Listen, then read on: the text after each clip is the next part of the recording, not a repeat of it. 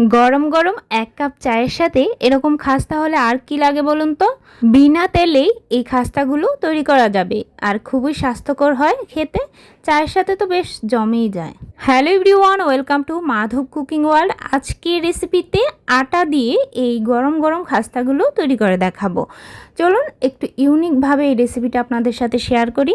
তবে পুরো রেসিপিটি অবশ্যই মনোযোগ সহকারে দেখতে হবে, তাহলে কিন্তু খুব পারফেক্টভাবে প্রত্যেকটি রেসিপি তৈরি করা যায়। প্রথমে একটা মিক্সিং বলে নিয়ে নিচ্ছি। মেজারমেন্ট কাপে 2 কাপ পরিমাণে আটা বা ময়দাও ব্যবহার করতে পারবেন। সাথে হাফ চামচ স্বাদ মতো লবণ দিয়ে দিচ্ছি। যে কোনো বাটি মেপেও আপনারা ময়দা বা আটাটা ব্যবহার করতে পারবেন। হাফ চামচ এখানে ঘি ব্যবহার করেছি। আর আপনারা এর সাথে 2 চা চামচ চিনিও অ্যাড করে দিবেন, তাহলে একটু মিষ্টি মিষ্টি লাগলে খেতে ভালো লাগবে। আমি কিন্তু চিনিটা ব্যবহার করিনি, অবশ্যই আপনারা ব্যবহার করে নেবেন। এবার এই শুকনো উপকরণগুলো ভালো করে মিশানোর পর এখানে আমি কুসুম গরম জল অ্যাড করে দিচ্ছি। অবশ্যই কুসুম গরম জল দিয়ে এই ডোটা মাখাতে হবে। একবারে জল না দিয়ে একটু একটু করে জল দিয়ে মাখালে ডোটা পারফেক্টভাবে তৈরি করা যাবে। খুব বেশি নরম হবে না ডোটা, এর থেকে একটু সফট থাকবে।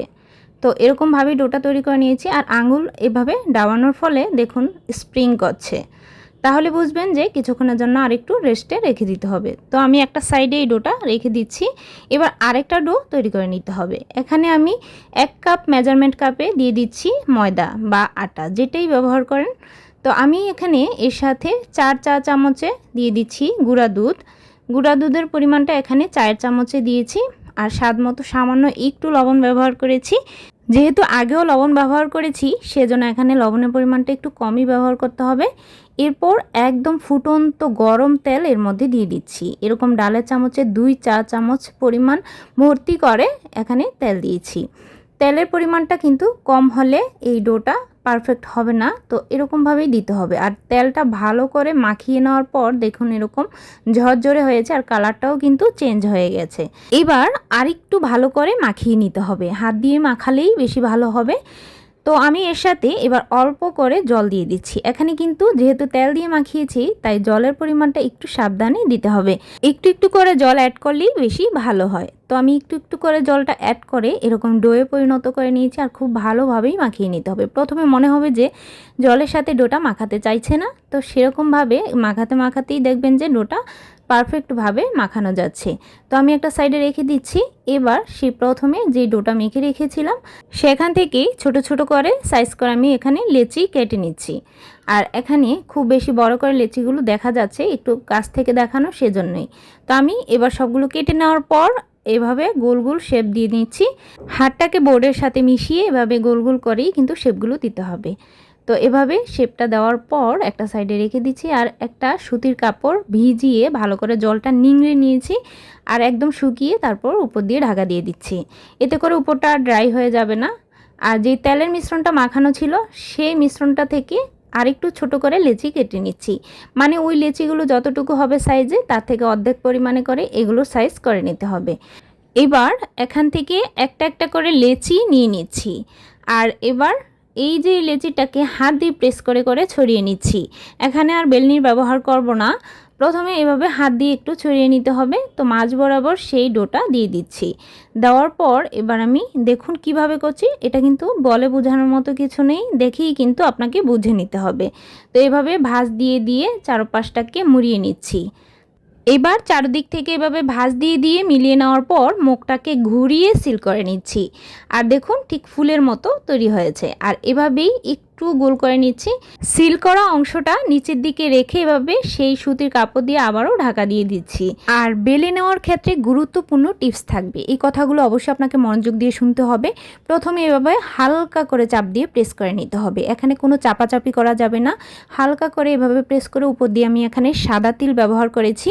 সাদা তিল যদি হাতের কাছে না থাকে তাহলে আপনি এখানে কিছু না দিলেও চলবে।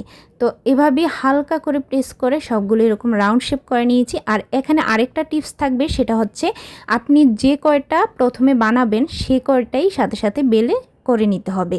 এগুলো কিন্তু বেলে রেস্টে রাখলে সেগুলো বানাতে গেলে আর ফুলতে চায় না। তো এই টিপসটা অবশ্যই খেয়াল রাখবেন, যে কয়টা বানাবেন সাথে সাথে বানিয়েই এটা আবার তাওয়াতে দিয়ে দিতে হবে। আর এখানে আমি তাওয়াটা মিডিয়াম আঁচে ভালো করে গরম করে নিয়েছি। আর এখানে আরেকটা টিপস থাকবে, সেটা হচ্ছে গিয়ে যে প্যানে এগুলো ছাড়বেন সেখানে কিন্তু কোনো রকম তেল থাকা যাবে না। শুকনো তাওয়ায় এই খাস্তাগুলোকে তৈরি করতে হবে। যদি কোনো রকম তেল ভাব থাকে তাহলে কিন্তু খাস্তাগুলো ফুলে উঠবে না। ফুলে না ওঠার অনেকগুলো কারণ থাকে, অবশ্যই এই টিপসগুলো মেনে তারপর তৈরি করবেন, দেখবেন যে একদম পারফেক্ট হয়েছে।